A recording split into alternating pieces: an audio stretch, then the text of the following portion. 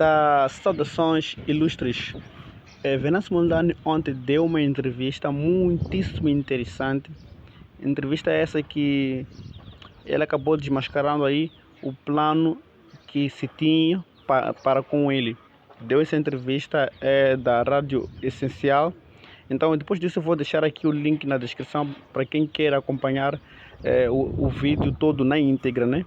Mas para já, peço que vocês deixem os vossos likes, deixem os vossos comentários, se inscrevam no canal para que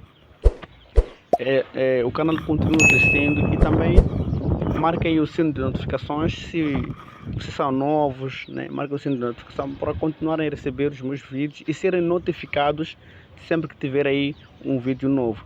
Não se esqueçam de ativar aí a sua VPN, ok? Ativem a VPN por questões de segurança, isso. Então vamos continuar aqui com o vídeo, mas também vou estar aqui a colocar um bocadinho de pausa para tentar comentar um bocadinho, em torno do que estará aqui a se falar, né? Então vamos lá, vou pôr aqui o play do vídeo. Edno fechou o microfone. Uma pequena falha aqui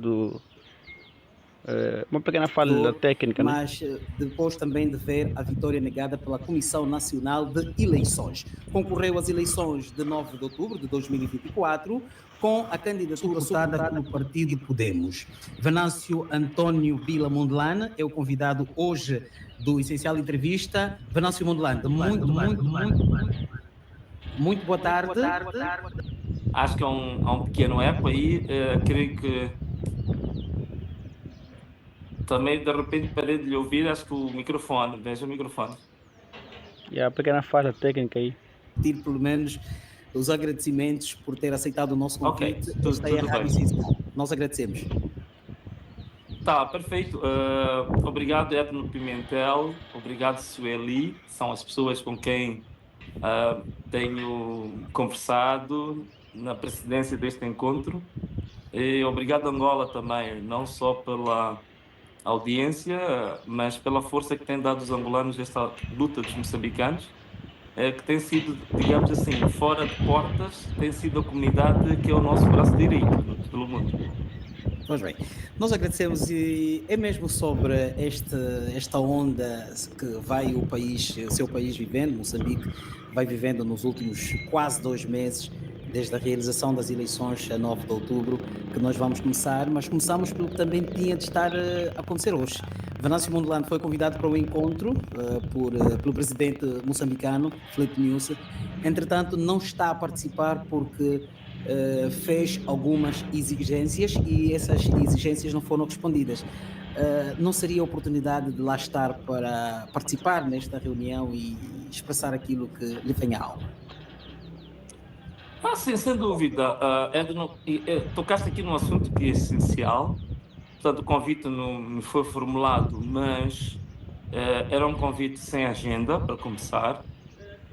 Então, eu hoje senti-me na obrigação de poder contribuir com alguns termos de referência que poderiam constituir a agenda desse encontro.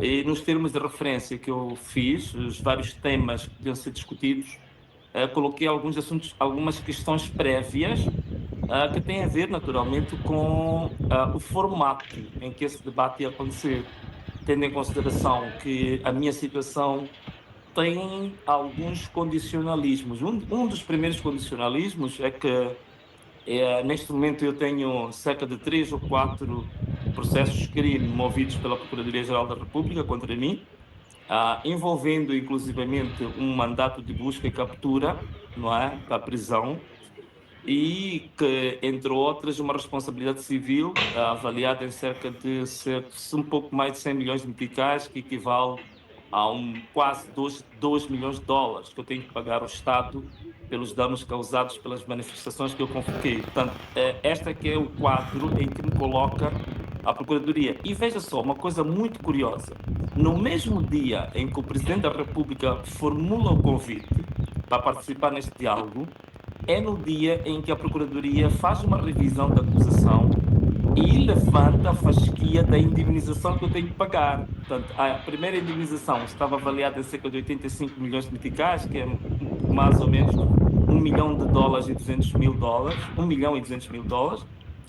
No dia em que o presidente formula o convite, a Procuradoria sobe a fasquia para $2 milhões, o valor que eu tenho que indemnizar o Estado, e, digamos, acrescenta mais duas acusações. Portanto, a Procuradoria endurece, digamos, o nível e o tom acusatório contra mim, na mesma altura que o presidente diz que eu tenho que estar em Moçambique para dialogar sobre paz, sobre reconciliação, sobre, digamos, formas de ultrapassarmos a crise, quando o próprio Estado... Qual é a conclusão a que chegou? Era uma espécie de uma armadilha para o ter em Moçambique e poderem detê-lo? Claro, não, quer dizer, olha, eu podia dizê-lo de forma assim, espontânea, mas para não ser acusado de estar a fazer acusações, digamos, sem fundamento, precipitadas, então eu dei a oportunidade ao presidente, de poder pronunciar-se a propósito. Por isso que eu mandei a ofício a colocar as precondições e a colocar a proposta de agenda. Então, se de facto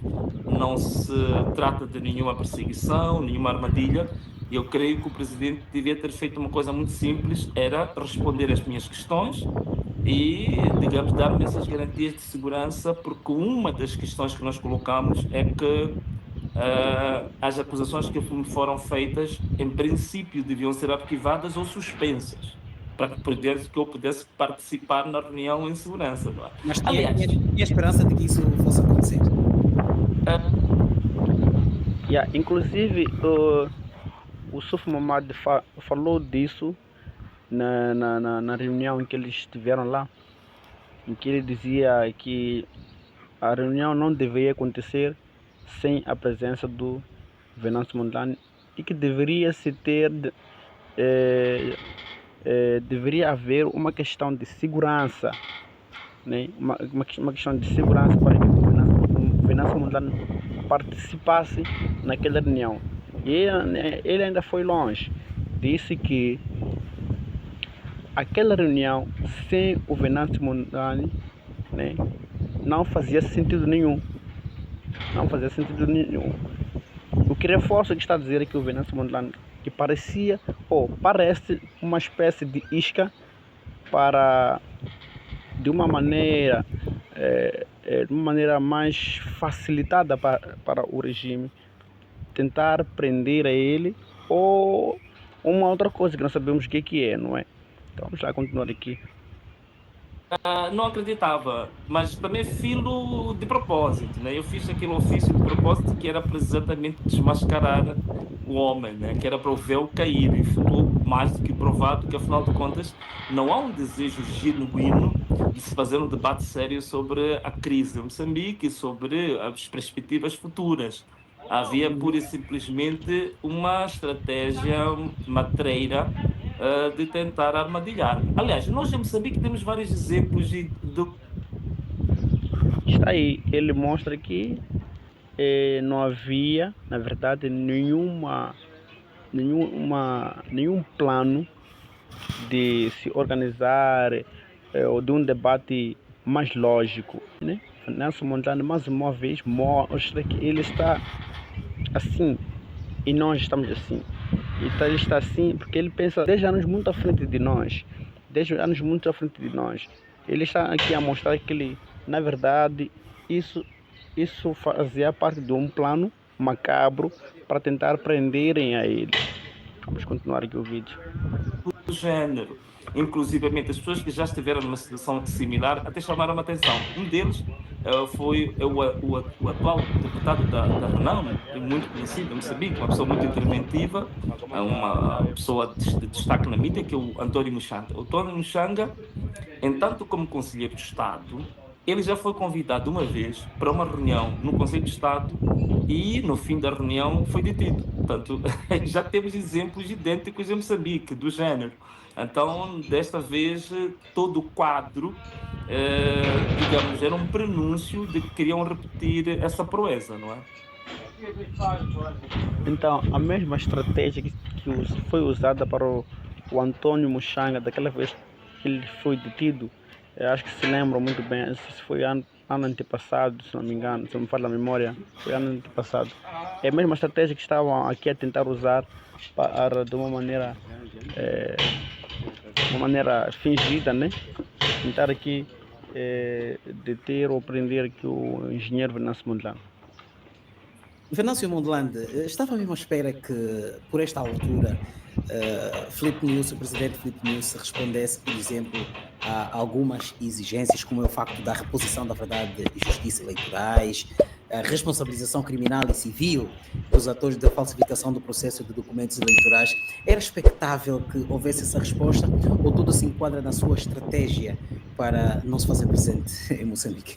Não, não, Edno, atenção uma coisa. Estas questões que estás aqui a referir eram as minhas propostas para o debate. Não eram Exato. pré-condições, não eram pré-condições.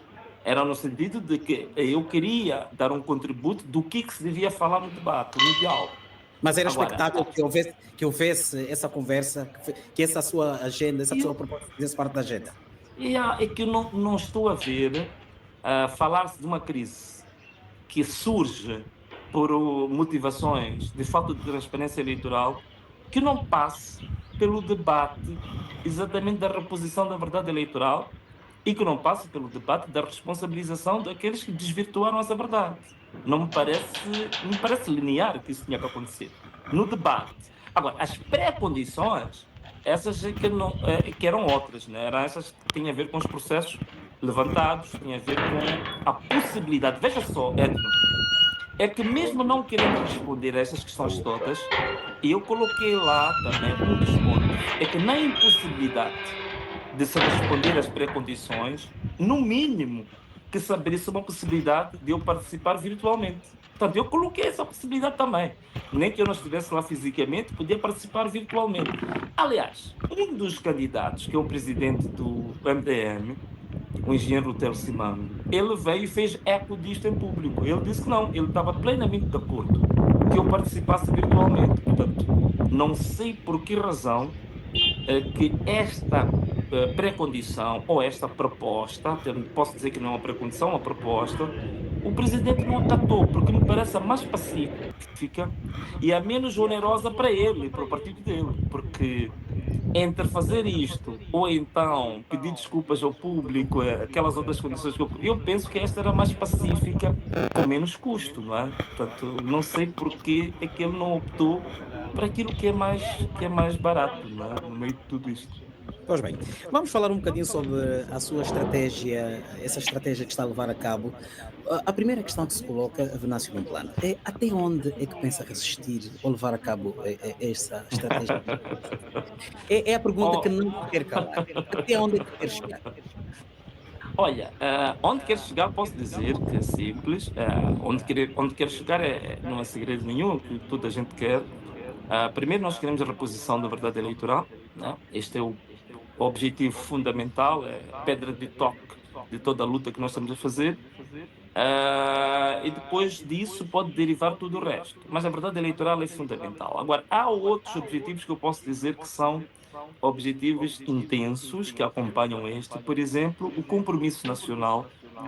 Nós sabemos que a questão da segurança ou da insegurança em Moçambique não se resolve em um dia, 2 dias, mas podemos assumir um compromisso nacional para debelarmos o problema da insegurança, que é um caso sério em Moçambique. Neste momento, um dos crimes que Moçambique está bem destacado até a nível internacional é o crime de raptos e sequestros.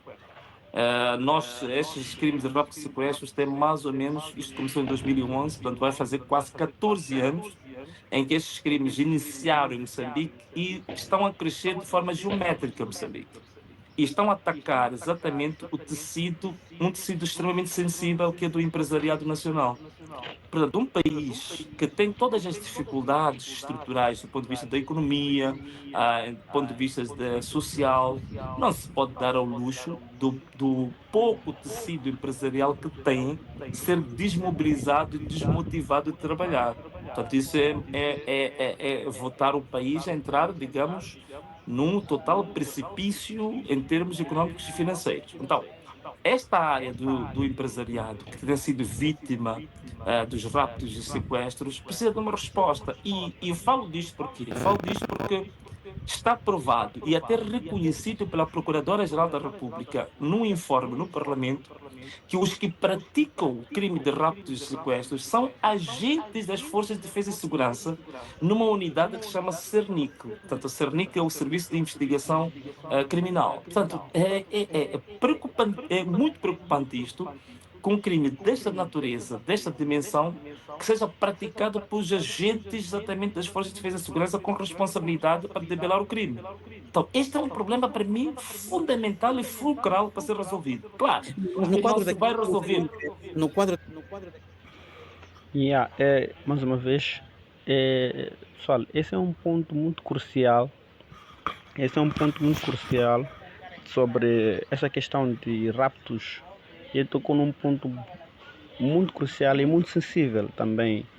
Muito sensível porque se há empresários a serem raptados, logo haverá déficit de, de empregos, né? Posso dizer assim, haverá déficit de empregos porque, claro, quem vai querer investir em um país onde os empresários são sequestrados? Onde o empresário investe, mas depois de um tempo, aquilo que ele vinha investindo, aquilo que era o seu lucro nesse caso, ele é arrancado assim do nada. Quem vai querer investir num país desses? É um ponto muito crucial e também muito sensível, sobretudo para aqueles que vêm de fora, não só para os próprios empresários, mas também para os jovens moçambicanos, porque, claro, se os empresários são sequestrados, logo não há investimento cá em Moçambique, logo há déficit de empregos, logo os jovens também vão ficar assim a ramboia, sem fazer nada, claro. Haverá o quê? Muitos roubos, né? Haverá muitos roubos, haverá muitos crimes, haverá um índice muito alto de criminalidade por conta de quê? De falta de empregos. Há muita coisa que pode se falar em torno desse assunto de sequestro, só que enfim, não vou aqui aprofundar muito sobre este tecido aqui em que tocou aqui o Venâncio Mundão. Vamos continuar com o vídeo. No quadro daquilo que é o seu interesse neste momento, que resulta do que saiu das eleições, desculpa aqui a redundância, dos resultados das eleições, esta situação vem de 2011, mas o que é facto é que agora as suas manifestações são resultado daquilo que foi apresentado pela Comissão Nacional de Eleições, os resultados eleitorais. É isso que está a motivar Venâncio Mondlane e toda a gente, toda a população moçambicana que o acompanha nisso. É nesse sentido que nós queremos saber, no quadro deste contexto atual, qual é o fim que Venâncio Mondlane pretende atingir. Sim. Bom, na verdade as manifestações iniciaram no dia 21, por conta da morte do Elvino Dias e do Paulo Guambi. Começaram exatamente no dia 21. Vamos continuar, só para realçar aqui. Edno, qual é o fim que nós pretendemos? Duas ou três coisas. A primeira coisa, já disse, mas bom, isto é genérico, né? Quando eu digo reposição da verdade eleitoral, da justiça eleitoral, é genérico. Mas como é que a gente vai fazer isso? Como é que se faz isso? E, olha, o próprio Conselho Constitucional já deu algumas indicações. O Conselho Constitucional fez um ofício para a Comissão Nacional de Eleições, pedindo à Comissão Nacional de Eleições, primeiro, que apresentasse as evidências que são as atas e os editais originais. A segunda exigência que fez é que a Comissão Nacional de Eleições justificasse a disparidade absurda de alguns números que apresentou. Um deles, por exemplo, foi apresentar número de votantes superior que o número de recenseados, que é absurdo, é no mínimo absurdo. Mas o que se diz também é que a sua candidatura não conseguiu justificar as reivindicações que apresentou. A Comissão Nacional de Eleições, porque nós apresentamos, nós submetemos um recurso ao Conselho Constitucional, em que temos o texto, né, a fundamentação de que nós ganhamos as eleições e apresentamos evidências. Apresentamos contagem paralela. Sim, exatamente. Apresentamos a contagem paralela, mas não só. Apresentamos atas e editais originais, que até foram muito bem reportadas. 300 quilos de caixas, que é uma coisa abismal. Foram 300 quilos de evidências de atas e editais originais que comprovavam que nós conseguimos 55% de votos para a presidência e 53% de votos para o Parlamento. Portanto, o Conselho Constitucional, em face das provas e das evidências apresentadas por nós, quis confrontá-las com os documentos da Comissão Nacional de Eleições, que até hoje a Comissão Nacional de Eleições não consegue apresentar atas e editais originais. Ponto número um. Ponto número dois. A Comissão Nacional de Eleições não conseguiu até hoje justificar por que tem números, do ponto de vista matemático, impossíveis e absurdos, como, por exemplo, ter número de votantes superiores que o número de recenseados. Então, estas duas questões fundamentais, a Comissão Nacional de Eleições até hoje não consegue respondê-las. Não conseguiu responder. E sobre essa questão de disparidade de número de votantes, né, e de votos, eu vou deixar aqui na descrição um link onde vocês poderão acompanhar um vídeo que foi feito aí. Bom, não vou falar do próprio vídeo, né? Mas vou deixar aqui um link na descrição onde vocês poderão clicar e vão ser dirigidos para esse vídeo aí. E vocês vão acompanhar o que aconteceu nesse mesmo vídeo. Ok? Não vou falar então desse vídeo, mas vocês poderão assistir esse vídeo. Vamos continuar aqui com o vídeo do Venâncio Mondlane. Então, o que nós queremos? Nós queríamos também que o Conselho Constitucional tomasse um outro passo que fez no ano passado, quando das eleições autárquicas. Quando nós tivemos o mesmo problema, eu participei, na altura, concorri para a presidência do Conselho Autárquico da cidade de Maputo e ganhamos as eleições.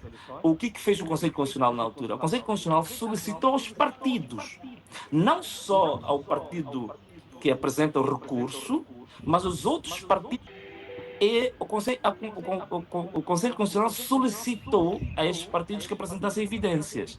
O único partido que nunca apresentou evidência nenhuma foi o Partido Frelimo.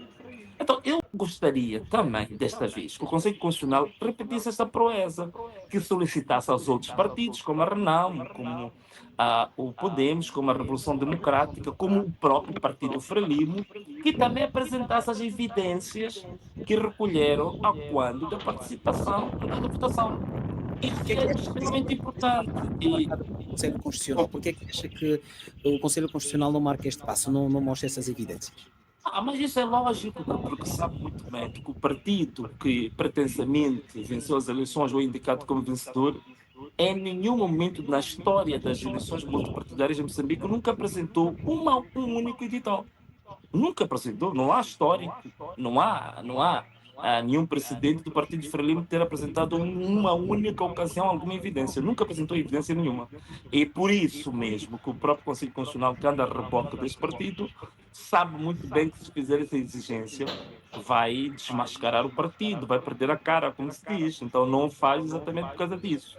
Mas outro ponto que se calhar era importante, é uma recomendação que vem das várias missões de observação eleitoral, como a União Europeia, a Commonwealth, a própria CPLP, né, de que nós fazemos parte, são todas unânimes de que as evidências ou as atas dos editais deviam ser, digamos, tornados públicos. Portanto, no site da Comissão Nacional de Eleições, ou do STAI, que é o organismo técnico que suporta a Comissão Nacional de Eleições, deviam ser disponibilizadas para consumo público. Enfim, eu vou parar aqui o vídeo, mas enfim, eu acho que deu para perceber mais ou menos o que está acontecendo, né? Com este vídeo aqui do Venâncio Mondlane. O vídeo é curto, né? É um vídeo que eu tive que cortar, porque é um vídeo que eu tive que cortar, porque na verdade o vídeo original tem por aí uma coisa de 1h30 de entrevista com o próprio Venâncio Mondlane. Então, pessoal, não se esqueçam de deixar aí os vossos likes, deixem os likes, comentem aí, se inscrevam no canal para que eu possa trazer mais esse tipo de conteúdo para vocês ficarem a conhecer o que está acontecendo em torno do nosso país, não só o nosso país, nos outros moçambicanos que estão na diáspora. Então é isso, pessoal. Deixem os likes e fui.